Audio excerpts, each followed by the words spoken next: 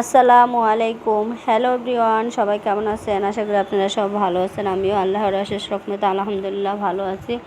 আজকে বড় পুজো আসবে, এই জন্য আমার এই বাসায় অনেক দিন আগে একবার আসছিলো, যখন আমি নতুন বাসা নিয়েছিল।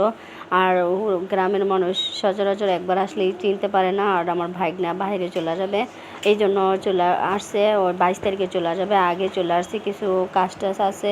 আর আমার ভাইগনা, আরেকটা ভাইগনা, বড় ভাইগনা থাকে, এটা তো ছোটো ভাইগনা, ওর জন্য খাবার নিতে হবে, এই জন্য আগে সব কিছু রেডি করার জন্য চলে আসছে। আর আমার আরেকটা আপু, যে আপু মেজো আপু আমাদের ওই বাসা থাকে, তো এই শাক কিনে দিয়ে গেছে, শাক কিনে দিয়ে গেছে, আলু কিনে দিয়ে গেছে, তারপরে লাউ শাক কিনে দিয়ে গেছে, এগুলো সব কিনে দিয়েছে, কারণ ওই ভাগনার কাছে আর শুটকি তরকারি রান্না করে দিবে, এই জন্য। আর এখানে যে আম নিয়ে আসছে আমার আপু গ্রাম থেকে, এই আমগুলো দিয়ে এখন আচার তৈরি করব। এখন করব না, সব ঝামেলা শেষ হয়ে গেলে তারপরে করব।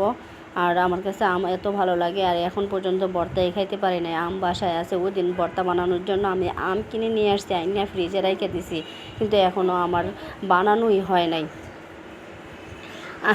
আসলে এতটাই সময় শর্ট, মানে সময় হইলে মনে করি যে একটু মোবাইল টিপি, না হয় একটু না ব্লগ, অন্যদের ব্লগগুলো দেখি, আর নিজে একটু মানে যে ট্রেন্ডিং ভিডিওগুলো আছে এগুলো দেখি।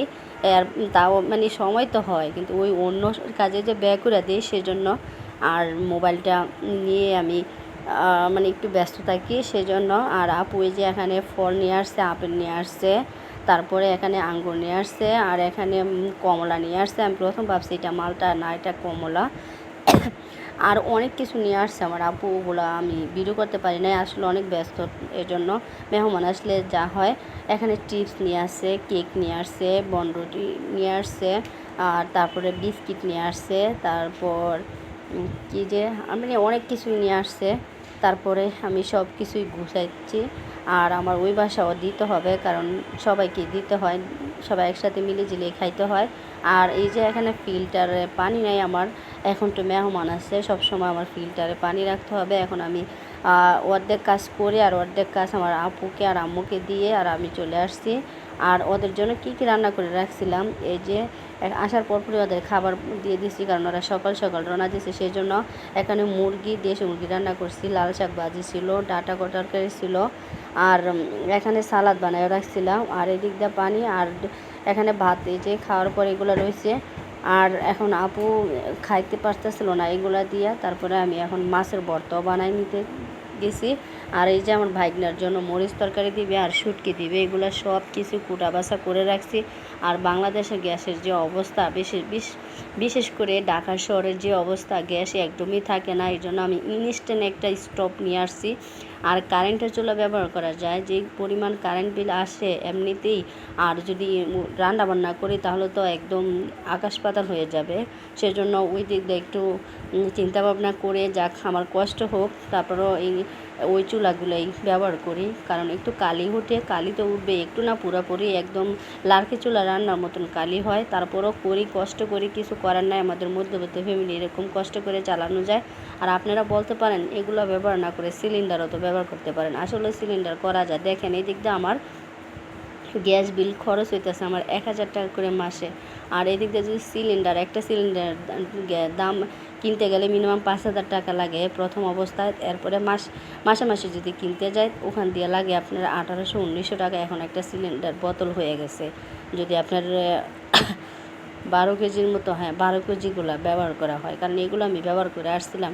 তো এই দিক দিয়ে আমি যখনই মেন সময় তখনই আমার গ্যাস থাকে না, আর এখন ম্যানেজ করে যেভাবে কাটাই নেই, কিছু করার নাই, এই জন্য আমার আর সিলিন্ডারটাও কিনা হয় না। আর বিশেষ করে নিচতলা আমার রুমের ভিতরে রাখতে হবে, আমার যেহেতু বাচ্চা আছে, আমাদের সবারই একটা ভয় আছে, মেয়ের যদি বোতল বাসায় থাকে অনেকটাই রিস্ক। আর এই জন্য সব কিছু চিন্তাভাবনা করে, মানে আর্থিক মানে টাকা খরচ হবে, তারপরে এদিক দা সব কিছু মিলাই একটা রিস্কের ব্যাপার স্যাপার আছে, এই জন্য আর সিলিন্ডারটা ব্যবহার করা হয় না, আর কারেন্টটা ব্যবহার করা হয় না। আমার বিপুল পরিমাণ কারেন্ট বিল চলে আসে, এই জন্য ওইটাও ব্যবহার করা হয় নাই। এখন চলে যাচ্ছি আমার আব্বুর জন্য যে একটা কবরস্থানে যে একটা সাইনবোর্ড দেওয়া হয় সেটা আনতে যাচ্ছি। এর আগে গেছিলাম, আমাকে ডেট দেওয়া হয়েছিল একদিন পরে। তখন আমার কৃষি মার্কেট যাইতে আমার বাসা থেকে আসা যাওয়া 40 টাকা করে, 80 টাকা ভাড়া। কিন্তু আমি গেছি ওই টাইম থেকে আমি 2 দিন লেট করে গেছি, তারপরেও উনি আমাকে দিতে পারে নাই।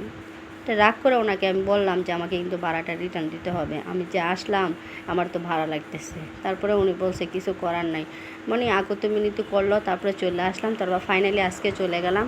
তো গিয়া দেখি আজকে রেডি হয়ে গেছে, তারপরে নিয়ে আসলাম। তারপরে এখানে গ্যান্ডারি রস দেখলাম, দেখার পর আমার আপু বলছে যে আমরা দুজনে, তারপরে আপু 1 গ্লাস নিছে আমি 1 গ্লাস নিছি। এটা বরফের তো, খাওয়ার পরে আমার গলাটা এখনও খুসখুসাচ্ছে।